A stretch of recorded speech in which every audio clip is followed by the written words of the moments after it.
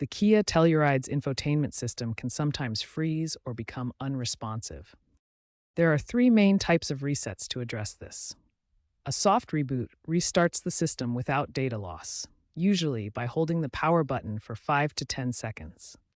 A hard reset targets deeper issues, often involving ignition cycles. Turn on for a few seconds, off for 10, repeat 3 times. A factory reset wipes all user data and settings, restoring the system to its default state. As of September 2025, these resets remain primary troubleshooting steps, and Kia's official support emphasizes OTA updates.